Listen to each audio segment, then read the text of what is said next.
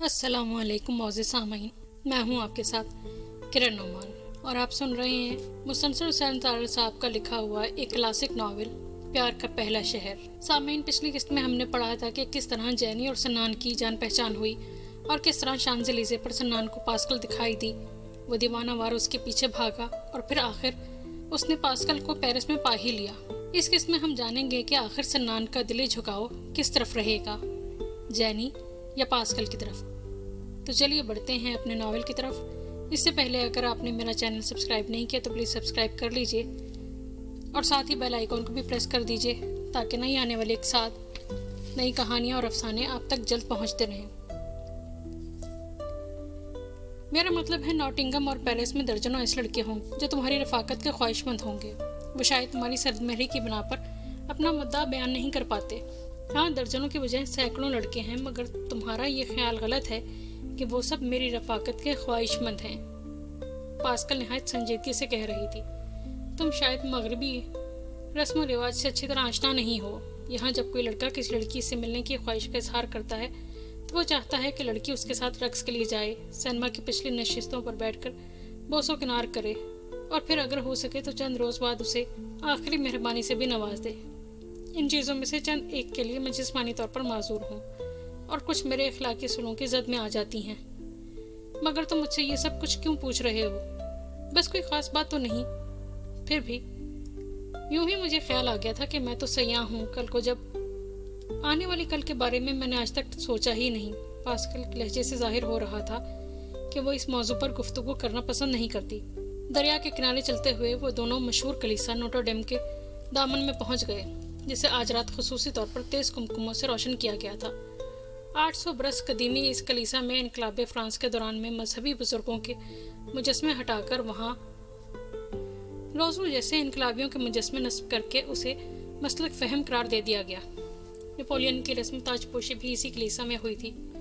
سنا نے پاسکل کی جانب دیکھا تو وہ کلیسا کے بلند و بالا میناروں، خوبصورت کنکروں، خوفناک مجسموں اور بڑے گھڑیال میں کھوئی ہوئی تھی۔ وہ کسی گہری سوچ میں گم تھی۔ تمہارے خوبصورت خیالوں کے لیے ایک پینی کا سکہ۔ سنان نے لندن کے کاکنی مزدوروں کا ایک محاورہ استعمال کیا جس کا مطلب ہے کیا سوچ رہے ہو، ہمیں بھی تو معلوم ہو۔ میرے خیالات اس وقت اتنے خوبصورت نہیں ہیں کہ ان کے لیے ایک پینی کا سکہ ضائع کیا جائے۔ کم از کم انگلستان میں تو اس سے کمالیت کا سکہ نہیں ہوتا، ورنہ اس کا نام لے دیتا۔ سنان نے ہنس کر کہا اور پھر سنجیدہ ہو کر پوچھنے لگا، کیا سوچ رہی ہو پاسکل؟ تم نے وکٹر ہیوگو کا نام تو سنا ہوگا۔ موصوف کو شاید لکھنے لکھانے کا شوق تھا، سنان نے خوش دلی سے کہا۔ فرانس کا سب سے بڑا ادیب ہیوگو، اس نے ایک ناول لکھا تھا، ہنچ بیک آف نوٹر ڈیم۔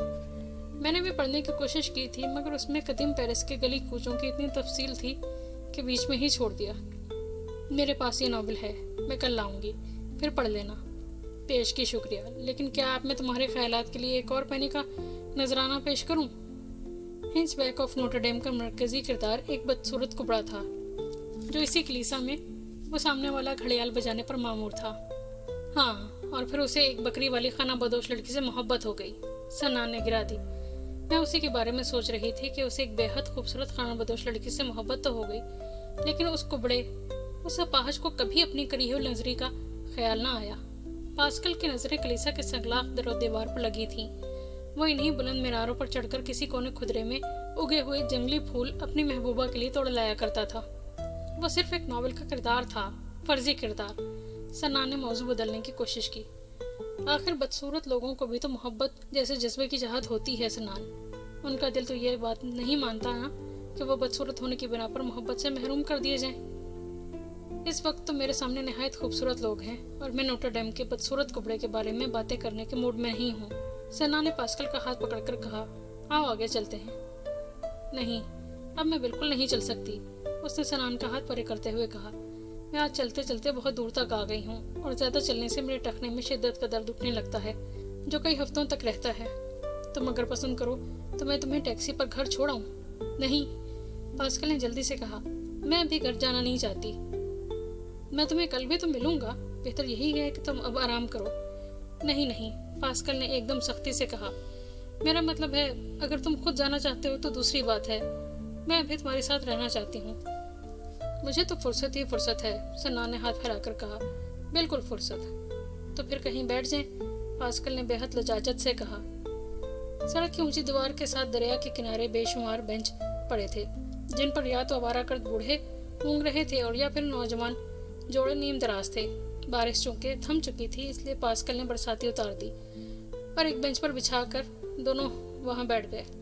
مصیبت یہ ہے کہ میرا لنگڑا پن اس قسم کا ہے کہ اگر بیساکھیوں کا سہارا لوں تو بھی چلنے میں دقت ہوتی ہے، میرے کندھوں میں درد ہونے لگتا ہے۔ اس کی آنکھیں پھر بھیگ چلی تھیں۔ پھر وہی شکایتیں۔ میں شکایت تو نہیں کر رہی، اس نے اپنے لب بھینج کر معذرت بھرے لہجے میں کہا۔ میرے لیے تو یہ روزمرہ کی عام سی باتیں ہیں، میں تمہیں صرف اپنی زندگی کے بارے میں بتا رہی تھی۔ وہ رات گئے تک اس بینچ پر بیٹھے سین کے گدلے پانیوں میں رواں روشن کشتیوں اور دوسرے کنارے پر پھیلے ہوئے پیرس کو تکتے رہے اور باتیں کرتے رہے، ایسی باتیں جو بادیوں نظر میں بے حد معمولی اور غیر اہم معلوم ہوتی ہیں، مگر انہی باتوں میں اگر پیار اور چاہت کے جذبات کی لو ہو تو وہ ایک گہری مسرت اور حقیقی خوشی کا منبع بن جاتی ہیں۔ ٹن ٹن ٹن کلیسا نوٹر ڈیم کے گھڑیال کی گمبھیر آواز اس پرسکون اور خوبصورت ماحول پر ٹوٹ کر گری۔ 12 بج رہے تھے۔ میرا خیال ہے اب ہمیں یہاں سے چلنا چاہیے، پاسکل نے اس کے کندھے سے سر اٹھاتے ہوئے کہا۔ خالہ نے 11 بجے تک آ جانے کو کہا تھا۔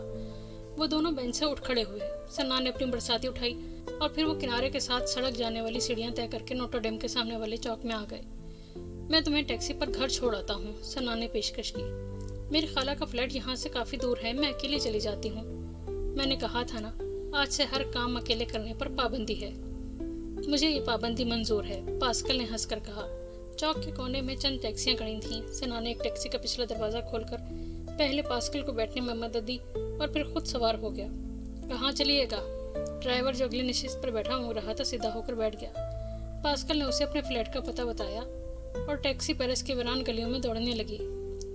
یوں لگتا تھا جیسے پیرس کی شبینہ رنگینیوں کے قصے محض افسانہ ہیں اور یہاں کے لوگ بھی دوسرے بڑے شہروں کی طرح شریفانہ زندگی بسر کرتے ہیں۔ پاسکل نے اسے بتایا کہ اس قسم کی تمام زندگی شہر کے خاص حصے پگال میں ہوتی ہے اور وہاں پر رات کو بھی دن کی سفیدی کا سما ہوتا ہے۔ پگال کے چھوٹے سے علاقے میں جتنی شبینہ کلبیں اور شراب خانے ہیں، اتنے یورپ کے کسی اور شہر میں نہیں ہیں۔ تمہیں کبھی جانے کا اتفاق ہوا ہے؟ ہاں، میں ایک مرتبہ مالن روز کلب میں اس کے تاریخی پس منظر کی خاطر صرف جھانکنے گئی تھی۔ تمہیں معلوم ہے کہ اس کلب میں مشہور فرانسیسی رقص کان کان پہلی مرتبہ پیش ہوا تھا اور لاٹرک جیسا شعرا آفاق مصور اس کے اشتہار بنایا کرتا تھا۔ سنان نے اس کان کان رقص کا نام پہلی مرتبہ سنا تھا، اس لیے چپکا ہو رہا۔ اور لاٹرک ہوگا کوئی وہ بھی۔ ایک اور علاقہ ممارات نام کا بھی ہے، مصوروں، آوارہ گردوں اور طوائفوں کے علاوہ وہاں کوئی بھی نہیں رہتا، سخت بدنام ہے۔ سنان پریشان ہو کر کھانسا۔ میں اپنے آپ کو کس زمرے میں شمار کروں؟ کیوں؟ میں تمہیں بتانا بھول گیا تھا کہ میں بھی ممارات میں ہی رہتا ہوں، اسی لیے اس روز مجھ سے ملنے نہیں آئے تھے۔ مل گئی ہوگی کوئی کالے بالوں والی ڈائن، پاسکل نے شرارت سے چھڑا۔ کالے بالوں والی؟ سنان ایک لمحے کے لیے گھبرا گیا۔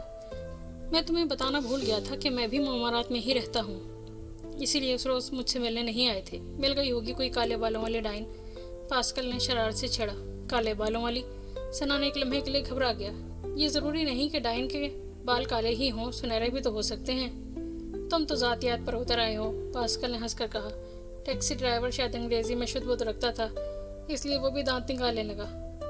ٹیکسی کنکورڈ چوک سے نکل کر اب شانزلیزے کی چوڑی سڑک پر جا رہی تھی، جو پیرس اور دنیا کی سب سے خوبصورت سڑک کہلوانے کے باوجود ناہموار اور کھردرے پتھروں سے بنی ہوئی تھی۔ میں نے تمہارے اس صوبیدار دل نواز کی یہ بات کہ پیرس کی سڑکیں شیشے کی ہیں جب خالہ کو بتائی تو بے حد محظوظ ہوئیں۔ دوسری بات کا ذکر نہیں کیا؟ کون سی دوسری بات؟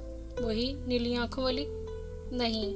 پاسکل نے اپنی ہنسی روکنے کی ناکام کوشش کی اور باہر دیکھنے لگی۔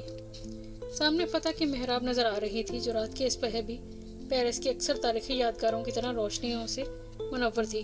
محراب کے گرد ٹریفک کے بڑے چکر کے گرد گھوم کر ٹیکسی ایونیو فاک میں مڑ گئی۔ تھوڑی دیر بعد نیولی کا پل آ گیا۔ یہاں سے بائیں ہاتھ کو موڑ دو، پاسکل نے ڈرائیور کو ہدایت کی۔ کمال ہے، سنا نے حیران ہو کر کہا۔ یہ تو بوئے ڈی بولون کا علاقہ ہے۔ تمہیں کیسے معلوم ہوا؟ پاسکل نے پوچھا۔ کیمپنگ گراؤنڈ کو بھی تو یہی راستہ جاتا ہے، اس روز میں یہیں سے ممارات کیا تھا۔ اس کا مطلب ہے کہ تم میری خالہ کے فلیٹ کے عین نیچے سے گزرے تھے۔ اگر میں کھڑکی میں بیٹھی ہوتی تو ضرور تمہیں اوپر بلا لیتی، اور اگر مجھے معلوم ہوتا کہ تم یہیں आस पास रहती हो तो तुम्हारे फ्लैट के एन नीचे अपना मेहमान नस्ब कर लेता। थोड़ी दूर चलने के बाद टैक्सी पास्कल की हिदायत के मुताबिक बाएं हाथ पर एक खूबसूरत 6 मंजिला मकान के फाटक के अंदर दाखिल हो गई। सनान ने टैक्सी से उतरकर पास्कल को सहारा दिया और वो बाहर निकल आई। मेरे कमरे की रोशनी जल रही है। पास्कल ने दूसरी मंजिल पर वाक़ फ्लैट की तरफ इशारा किया। इसका मतलब है खाला मेरा इंतज़ार कर रही हैं। कल के बारे में क्या ख्याल है? हाँ, अब मैं कल के बारे में भी सोच सकती हूँ। तुम ऊपर फ्लैट में क्यों नहीं चलते? एक प्यारी कॉफ़ी पीकर चले जाना। पास्कल ने उसका हाथ थाम लिया और खाला को भी मिल लेना। जी नहीं, मुझ में तुम्हारी खाला का सामना करने की ताब नहीं है। यही है ना जो लंदन से तुम्हारे साथ आया था और फिर गायब? सनान ने कानों को हाथ लगाते हुए कहा। ना भाई। पास्कल बेतहाशा हंसने लगी। तुम तो वाकई बुज़दिल हो। वैसे मेरी खाला बेहद अच्छी हैं। दरअसल वो मुझे उदास देखकर खुद भी परेशान हो जाती हैं, इसलिए वो आज पिछले पहर तुम्हारे साथ कदरे सख्ती से पेश आई थी। सनान ने घड़ी पर नजर डाली तो 1 बजने को था। नहीं, किसी और रोज सही। इस वक्त तो मुझे इस बात पर झड़कना शुरू कर देंगी कि मैंने उनकी प्यारी भांजी को 11 बजे के बजाय 1 बजे तक क्यों परेशान किए रखा। मौसियो, टैक्सी ड्राइवर ने, जो अब तक बड़े तहम्मुल से अपनी नशिस्त पर बैठा सिगरेट पी रहा था, सनान से मुखातिब होकर कहा, अगर मेरा काम हो गया है तो मुझे किराए की रकम देकर फारिग कर दें। सिर्फ 1 मिनट। सनान ने ड्राइवर की तरफ मुड़कर कहा और फिर जल्दी से पास्कल से कहने लगा, रात के इस पहर मुझे मुमारात पहुंचने के लिए और कोई टैक्सी नहीं मिलेगी। तो मुझे कल के बारे में बता दो। अगर तुम कल मुझे फिर मिलना चाहती हो तो। मैं तो तुम्हें अब भी मिलना चाहती हूँ। कल तो बहुत दूर है। टैक्सी ड्राइवर ने आपकी मर्तबा हॉर्न बजा दिया। भाई पास्कल प्लीज़, सनान ने लजाजत से कहा, तुम कल सुबह मेरे फ्लैट पर ही क्यों नहीं आ जाते? दोपहर के खाने के बाद हम बाहर चले चलेंगे। क्यों? तो फिर कल सुबह। सनान ने टैक्सी का दरवाज़ा खोला और अंदर बैठ गया। ड्राइवर ने बकिया सिगरेट खिड़की से बाहर फेंका और चाबी घुमाकर टैक्सी स्टार्ट कर दी। टैक्सी हरकत में आई तो पास्कल ने, जो खिड़की के पास ही खड़ी थी, शीशा बजाया। सनान ने शीशा सरका कर नीचे किया तो उसने अपना हाथ आगे कर दिया। शब बखैर। शब बखैर पास्कल, सनान ने हाथ मिलाते हुए जवाब दिया। टैक्सी मकान के फाटक से बाहर निकली तो सनान ने पीछे मुड़कर देखा। पास्कल दरवाजे की सीढ़ियों पर एक खूबसूरत मुजस्मे की मानंद साकिन खड़ी थी और मध्यम रोशनी में उसका सुर्ख कोट चमक रहा था। वापसी पर सनान टैक्सी में खामोश बैठा सिगरेट पीता रहा और पास्कल के बारे में सोचता रहा।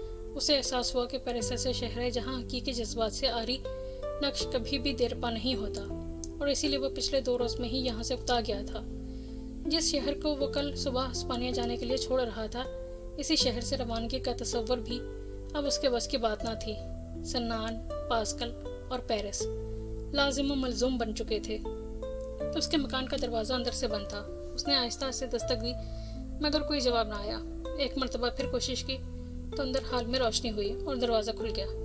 तोते वाली बुढ़िया मोम बनाए खड़ी थी। उसने देर से वापस आने और उसे मुखल करने की भरपूर माजरत की और जल्दी से सीढ़ियाँ तय करने लगा। अपने कमरे के सामने खड़े होकर वो बरसाती की जेबों में से चाबी तलाश कर रहा था कि साथ वाला दरवाज़ा खुला। हेलो सनान। हेलो जैनी, उसने जल्दी से कहा और अपने कमरे का दरवाज़ा खोलकर अंदर जाने लगा। जैनी तेज़ी से चलती हुई आई और उसका रास्ता रोककर खड़ी हो गई। उसने बड़ी बड़ी सफ़ेद और नीली धारियों वाला एक खूबसूरत लिबास पहन रखा था जिस पर बेशुमार सिलवटें पड़ी हुई थीं। तुम आज पिछले पहर मुझे लेने क्यों नहीं आए? जैनी ने रूंधी हुई आवाज़ में कहा। तुमने वादा किया था सनान। ओह, सनान ने ज़बरदस्ती मुस्कुराने की कोशिश की। चंद दोस्त मिल गए थे। मिल गए थे या बन गए थे? मिल गए थे, सनान ने झलाकर कहा। पुराने जाने वाले थे। तुम तो कहते थे कि पेरिस में अजनबी हूँ। जैनी के लहजे में शिकायत थी। सनान को एकदम अपने रवैये पर नदामत हुई। उसने खुद ही तो जैनी से वादा किया था कि वो उसे आज दोपहर को बाहर लेकर जाएगा। जैनी, मुझे बेहद अफसोस है कि मैं आज तुम्हें मिलने ना आ सका, लेकिन आखिर क्यों? वजह ना ही पूछो तो बेहतर है। अच्छा, तो फिर तुम मेरे कमरे में आकर थोड़ी देर के लिए मेरे साथ बैठो, जैनी ने आहिस्ता से कहा। इस वक्त नहीं जैनी, सनान ने घड़ी पर नजर डालते हुए कहा। रात के 2 बजने को हैं, तुम्हें आराम करना चाहिए। मैं रातों को जागने की आदी हूँ। सनान ने चुपके से अपना दरवाज़ा बंद कर दिया और जैनी के साथ उस कमरे में चला आया। वो उसके साथ सोफे पर बैठ गई। हाँ कहो, क्या कहती हो? सनान ने जमाई लेते हुए पूछा। मैं सिर्फ 5 मिनट बैठूंगा, मुझे सख्त नींद आ रही है। आज सुबह तुम्हारे जाने के बाद मैंने बोलीवार्ड सान जर्मीन से एक नया लिबास खरीदा। यही लिबास। जैनी ने लिबास का कोना ऊपर उठाकर हवा में छोड़ दिया और फिर शाम तक तुम्हारा इंतजार करके कपड़े बदले बगैर इसी सोफे पर लेटकर तुम्हारी धुनें सुनती रही। सनान ने जेब से सिगरेटों का पैकेट निकालकर एक सिगरेट सुलगा लिया। कल सुबह तो तुम फारिग होगे ना? जैनी ने पूछा। नहीं, सनान ने एकदम तेजी से जवाब दिया और फिर अपने लहजे की तुंदी का एहसास करते हुए कहने लगा। कल तो नहीं, फिर कभी सही। अभी तो मैं चंद रोज़ पेरिस में कैंप करूँगा, और फिर क्या ज़रूरी है कि बाहर जाकर आवारागर्दी ही की जाए। मैं तुम्हें इस कमरे में जो मिल लेता हूँ। इस कमरे में? जैनी ने दुख से कहा। इस कमरे में? तुम पहले मर्द हो जिसे मैंने खुद किसी कर्ज के बगैर यहाँ आने की दावत दी। यहाँ की हर शय मसनूई है, और मैं भी जब तक इस कमरे में रहती हूँ गोश्त पोस्ट की एक औरत की बजाय अपने आप को रबड़ की एक गुड़िया महसूस करती हूँ, दिल बहलाने वाली, सस्ती और निकम्मी गुड़िया। सनान खामोशी से सिगरेट पीता रहा। मैं कॉफ़ी बना कर लाती हूँ। मुझे अफसोस है कि मैं आज भी अपने लिए कॉफ़ी का डब्बा नहीं खरीद सकी। तुम्हारी कॉफ़ी ही इस्तेमाल कर रही हूँ। कॉफ़ी का बेशतर हिस्सा भी तो मैं ही पी रहा हूँ। सनान को बेहद नींद आ रही थी। जैनी सोफे से उठ खड़ी हुई। मैं पहले अपना लिबास बदल लूँ। वो बारीक पर्दों की ओर में होकर कपड़े बदलने लगी। शब ख्वाबी का लिबास पहनने के बाद उसने स्टोव जलाया और कॉफ़ी के लिए पानी रख दिया। चंद रोज़ हुए हैं मैंने न्यूजीलैंड के सफारत खाने में वहाँ पर मुस्तकिल तौर पर आबाद होने के लिए दरख्वास्त दी थी। जैनी कॉफ़ी बनाते हुए कहने लगी, मैं यहाँ नहीं रहना चाहती। मैं पेरिस से उकता चुकी हूँ। मेरे ख्याल में तो कनाडा बेहतर रहेगा। वहाँ पहले से ही बेशुमार फ्रांसीसी आबाद हैं, इसीलिए तो मैं वहाँ नहीं जा सकती। जैनी की आंखों में आंसू तैरने लगे। जहाँ कहीं भी फ्रांसीसी होंगे मुझे हरदम यही धड़का लगा रहेगा कि इनमें से कोई मेरा शनासा ना निकल आए। मैं चाहती हूँ कि अपनी ज़िंदगी का आगाज़ नए सिरे से शरीफाना तौर पर करूँ, ताकि जब भी कोई मुझसे मिलने का वादा करे तो वो सिर्फ मेरी ज़ाती ज़िंदगी की ऊंच नीच बल्कि सिर्फ नीच को मद्देनज़र रखते हुए अपना इरादा ना बदल दे। जैनी और पास्कल की गुफ्तगू में हैरत अंगेज़ तौर पर मुशाबहत थी। वो इसी किस्म के एहसासात का शिकार थी, लेकिन जैनी के खदशात किसी हद तक दुरुस्त थे। उसे यकीन था कि सनान उसे सिर्फ इसलिए मिलने नहीं आया था कि उसे उसके पेशे से नफरत थी, हालांकि वो गलती पर थी। मैंने किसी ऊंच नीच को मद्देनजर रखते हुए अपना इरादा नहीं बदला था। सनान सोफे से उठ खड़ा हुआ। फिर क्यों नहीं आए तुम? जैनी की आवाज़ भराई हुई थी। इसीलिए ना कि मेरे साथ चलते हुए तस्हीक होती है तुम्हारी। लोग उंगलियां उठाते कि ऐसे कबूल सूरत मशरकी नौजवान को पेरिस में सिर्फ एक बुरी लड़की ही पसंद आई। सनान जैनी के पास चला गया। मुझे पास्कल मिल गई थी। सनान ने जैनी को अंधेरे में रखना मुनासिब ना समझा। कौन पास्कल? जैनी की आवाज़ इतनी बुलंद थी कि सनान चौंक गया। तुम्हारी जैसी ही एक कामसी लड़की। मेरे जैसी होती तो तुम मुझे छोड़कर उसे मिलने क्यों चले जाते? मैं उसे मिलने नहीं गया था, बल्कि वो मुझे मिल गई थी। कौन है वो? जैनी की आवाज़ अब मध्यम पड़ गई थी। मैंने कहा ना तुम्हारी जैसी एक कामसी लड़की। सनान ने उसके कंधे पर हाथ रखकर नरमी से कहा, और फिर उसे स्टीमर से लेकर शांजलीज़े पर इत्तफाकन मुलाकात तक के तमाम वाक़यात तफसीलन सुना दिए। काफ़ी तैयार हो चुकी तो वो फिर वापस सोफे पर आकर बैठ गए।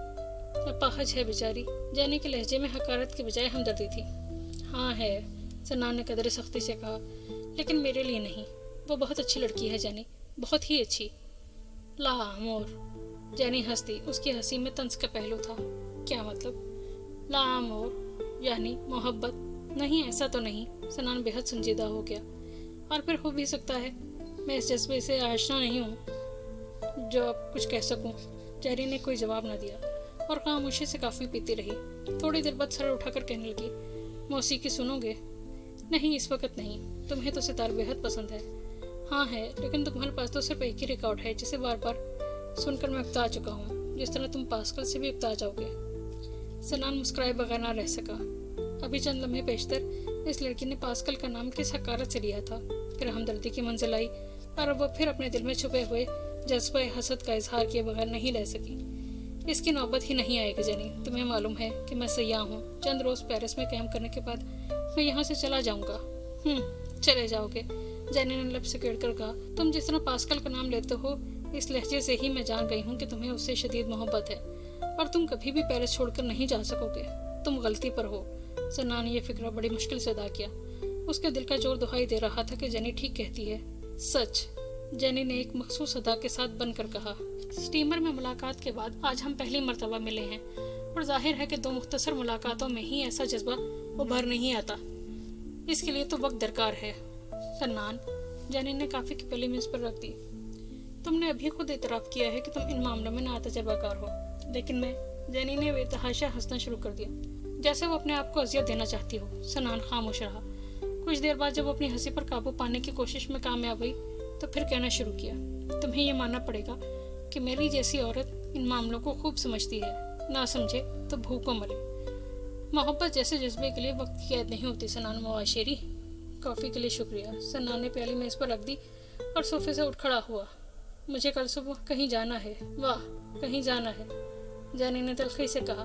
पास्कल को मिलोगे? हाँ, मिलूंगा, सन्नान ने झलाकर कहा। तुम्हें कोई इतराज़ है क्या? डार्लिंग, मेरे पेशे में तो इतराज़ के लफ्ज़ की गुंजाइश ही नहीं, और मुझे डार्लिंग जैसे फजूल लफ्ज़ पसंद नहीं। सॉरी डार्लिंग, जैनी ने आंखें मटका कर कहा। आदत सी हो गई है, नाम तो हर एक का याद नहीं रहता, बस डार्लिंग से ही काम चल जाता है। शब बखैर। सन्नान ने नहायत गुस्से में दरवाज़ा खोला और कमरे से बाहर निकल गया। वो अपने कमरे का दरवाज़ा खोलकर अंदर जाने को था कि फिर जैनी की आवाज़ आई। सन्नान, क्या है? क्या पास्कल खूबसूरत है? सन्नान बेख्तियार मुस्कुरा दिया और जवाब दिए बगैर अपने कमरे में आकर सो गया। दूसरी सुबह जब सन्नान की आंख खुली तो अधखुली खिड़की में से धूप उसके सरहाने तक आ रही थी। वक्त देखा तो 11 बजने को थे।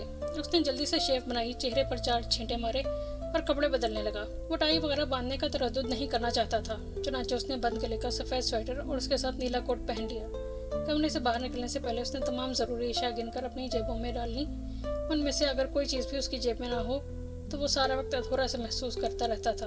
और ये चीज़ें क्या थी? सिगरेट का पैकेट, लाइटर, रुमाल, धूप का चश्मा, पेन, कैमरा और पासपोर्ट।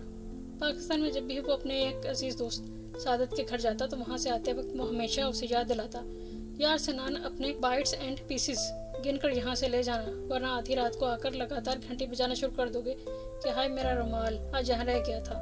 वो बाहर निकलकर अपना कमरा मुकफ्फल कर रहा था कि इस बदस्तूर जैनी का दरवाज़ा खुला। नीले कोट में बेहद अच्छे लग रहे हो, जैनी ने छेड़ा। सन्नान ने कमरे की चाबी जेब में डाली और नीचे उतरने लगा। 11:30 बजे सुबह होती है तुम्हारी? वो ऐसे तंग करने पर तुली हुई थी। तुम्हें इससे मतलब? सन्नान ने चटकर कहा। बेचारी इंतजार कर रही होगी। वो सीढ़ियाँ उतरने लगा तो जैनी भी साथ ही आ गई। काफ़ी तो पीते जाओ। नहीं, तुम्हारे अपने डब्बे की है। नहीं, मुझे जल्दी है। प्लीज़ डार्लिंग, जैनी ने डार्लिंग पर जोर देते हुए मुंह बनाकर कहा। सन्नान ने जवाब ना दिया। डार्लिंग सन्नान, उसने सन्नान का कंधा पकड़कर बेहद प्यार से कहा। सन्नान जलकर रह गया और उसका हाथ हटाकर कहने लगा, तुम अपने काम पर क्यों नहीं गई? मेरे काम के औकाते कार तो 9 बजे रात के बाद शुरू होते हैं। कम अज़ कम तैयारी ही शुरू कर दो, सन्नान ने मुंह बनाकर गुस्से से कहा। लिपस्टिक और गाजे की मोटी तहें जमाने के लिए भी तो खासा वक्त दरकार होता है। ताने देने की क्या ज़रूरत है? जैनी भी गुस्से में आ गई। चली जाती हूँ, वैसे काफ़ी पी जाते तो मूड बेहतर हो जाता। और पाँव पटकती हुई वापस अपने कमरे में चली गई। सन्नान नीचे हाल में आया तो वहाँ मैडम जी या उसकी माँ का दूर दूर तक निशान न था। अलबत्ता तोते का पिंजरा कोने में रखा था। तोता शायद अब उसकी मौजूदगी का आदी हो चला था, इसलिए खामोश रहा, बिल्कुल टेंटे ना की। उसका गंजा सर देखकर सन्नान के दिल में चपत लगाने की ख्वाहिश बेदार हुई, मगर फिर उसने अपने आप को इस अहमकाना ख्याल पर लान तान किया और मकान से बाहर आ गया। गली में आकर वो सीकरे करके कलीसा की जानिब चल दिया। उसे किसी टैक्सी की तलाश थी। रास्ते में कहवा खाना पिगाल भी पड़ता था, जिसे देखकर उसे मुसव्विर पाल याद आ गया। उसने सोचा कि पेरिस से रवानगी से कबल वो एक मरतबा उसे ज़रूर मिलने जाएगा। वो खासी देर तक चौक में खड़ा रहा, मगर वहाँ जो भी टैक्सी नजर आई मुसाफिरों से पुर होती। बिल आखिर बनियोली के पुल तक जाने वाली ट्राम पर सवार हो गया। कम खर्च वाला नशीन। पिछली शब पास्कल के फ्लैट से ममरात तक जितने पैसे टैक्सी के किराए पर उठे थे, इतनी रकम में वो बखूबी अगले 3 माह के लिए ट्राम की सवारी कर सकता था। चूँकि ये दफ्तरी औकात न थे, इसलिए ट्राम पर ज़्यादा रश न था और अक्सर नशिस्तें खाली पड़ी थीं। सन्नान के साथ एक मुदब्बर किस्म की बूढ़ी औरत विराजमान थी, जिसकी उंगलियों में एक मोटा सिगार था और उसकी गोद में एक नहायत ही फरबा किस्म का कुत्ता बड़े मज़े से बैठा हुआ था। थोड़ी देर बाद कुत्ते ने सन्नान के साथ दोस्ताना ताल्लुकात कायम करने की कोशिश का आगाज़ कर दिया। उसने बड़े आराम से अपनी गीली थोतनी सन्नान की गोद में रख दी और खड़खड़ करने लगा। कुत्ते की इस हरकत पर बूढ़ी औरत ने मुस्कुराकर सन्नान की तरफ देखा। सन्नान भी इखलाकन एक फीकी सी मुस्कुराहट अपने लबों पर ले आया। यहाँ तक तो खैरत गुजरी, मगर कुत्ते को शायद सन्नान का ऊनी कोट पसंद आ गया था, इसलिए वो अपनी मालकिन की गोद से मुकम्मल तौर पर निकलकर उसकी गोद में आ बैठा और बाकायदा उसका मुंह चलने की कोशिश में मसरूफ़ हो गया। सन्नान को ज़ाती तौर पर कुत्ते बेहद पसंद थे, अगर वो उससे कम अज़ कम 1 फुटलांग के फासले पर हों तो। इधर ये वाहियात किस्म का कुत्ता कुछ ज़्यादा ही फ्री हो रहा था। उसने अपने चेहरे को कुत्ते की गीली थोतनी से बचाते हुए उसे हाथ से परे करने की कोशिश की। ऐसा ना करना। बूढ़ी औरत ने शिकार का एक लंबा कश लगाया और फिर मुस्कुरा दी। बड़ी जल्दी बुरा मान जाता है और फिर काट लेता है कि अल्फाज पर सन्नान के हाथ पांव ठंडे पड़ गए। सफ़र के दौरान में उसे 1-2 मरतबा नहायत ख़तरनाक जानवरों से भी वास्ता पड़ा था, मगर इस बारे में वो बेहद निडर वाक़ हुआ था। अलबत्ता कुत्तों का मामला बिल्कुल जुदा था। इधर किसी कुत्ते ने आहिस्ता से पख कर दी और उधर सन्नान के हाथ पांव लरजने लगे। जैसे आम लोग काउंट ड्रैकुला और फर्लिंगटनस्टाइन वगैरह की कहानियाँ पढ़कर रातों को सो नहीं सकते। इस तरह सनान की नींदें पतरस बुखारी के मजमून कुत्ते पढ़ने से ही आराम हो जाती थीं। तुम बेहद खुशकिस्मत हो, बूढ़ी औरत कह रही थी। डॉकी डॉकी कभी किसी अजनबी के साथ इतनी जल्दी फ्री नहीं हुआ। डॉकी डॉकी शायद कुत्ते का नाम था। जी बेशक, सनान ने लड़ते हुए कहा। मैं अपनी खुशकिस्मती पर नाजा हूँ। कुत्ते से पीछे छुड़ाने के गर्ज से वो एक स्टॉप पहले ही उतर गया। उसके चेहरे पर लगाए हुए कीमती आफ्टर शेव लोशन का सत्यानाश हो चुका था और अब उसके कोट में से किसी तबेले की लपटें उठ रही थीं। सन्नान पास्कल के मकान के सामने पहुंचा तो लोहे के सफेद फाटक के पहलू में एक छोटा सा दरवाजा था जो जरा सा धकेलने से खुल गया और सन्नान बागीचे में आ गया। चमकती धूप में नहाया हुआ सफेद मकान बेहद खूबसूरत लग रहा था। सन्नान, कहीं दूर से एक आवाज आई। उसने नजर उठाकर देखा तो पास्कल अपनी खिड़की में बैठी हाथ हिला रही थी। खिड़की का शीशा बंद होने की वजह से उसकी आवाज बेहद मध्यम थी। उसने जवाबन हाथ हिलाया और सदर दरवाजे में से गुजरकर लकड़ी की फुटपेच चिड़ियां तय करता हुआ पास्कल के फ्लैट के दरवाजे पर आ गया। वो घंटी बजाने को था कि दरवाजा खुद ब खुद खुल गया और आग झपकते ही पास्कल के दोनों बाजू उसकी गर्दन में हमायल थे। सन्नान इस वालिहाने इस्तकबाल के लिए कतन तैयार न था, इसलिए कदरे बौखला गया।